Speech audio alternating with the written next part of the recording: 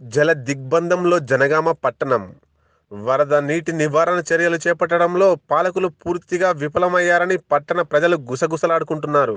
వరద సహాయక చర్యలు చేపట్టడంలో మున్సిపల్ పాలక వర్గంతో పాటు స్థానిక ఎమ్మెల్యే ముత్తిరెడ్డి యాదగిరిరెడ్డి పూర్తిగా విఫలమయ్యారని జనం అనుకుంటున్నారు.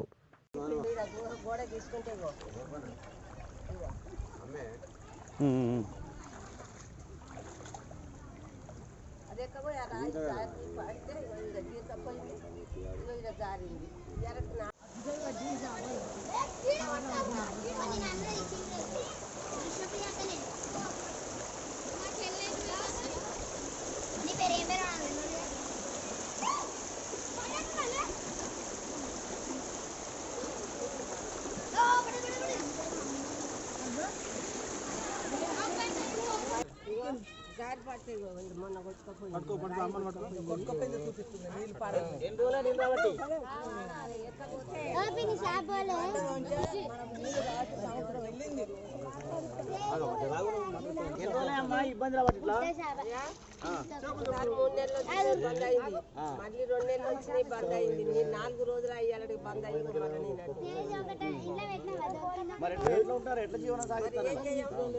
ఎవరు చెప్పాలి? ముసలోళ్ళం అయినావు, పడితే అత్తను కోడలను గాలి అంటే నేను అలా సంకనాక బొమ్మన్నావు అంటారు. మరి ఏం చెయ్యాలి? రాకుండా చేయాలి.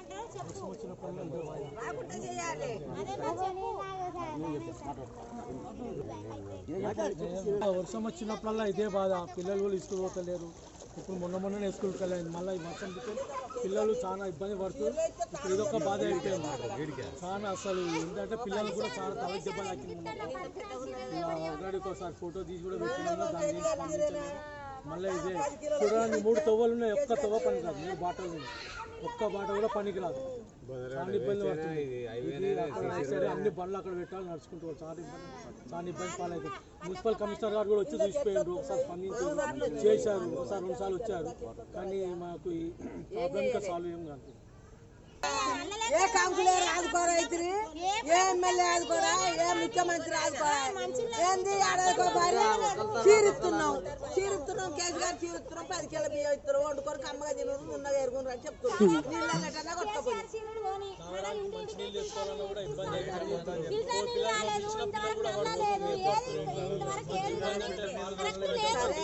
కొట్టుకొని తాగుతున్నాం.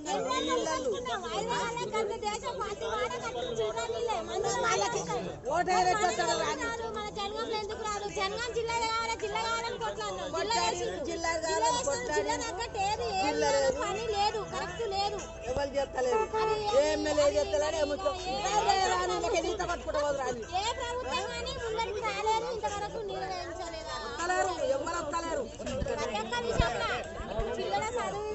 చదువులు 2 ఏళ్ళు ఇంటింటికి జాబ్ అంటాడు, గొర్రెలు కాస్తాడు, గొర్రెలు కాసే పోవాలంటాడు, బర్రెలు కాస్తాడు, బర్రెలు కాసే పోవాలంటాడు.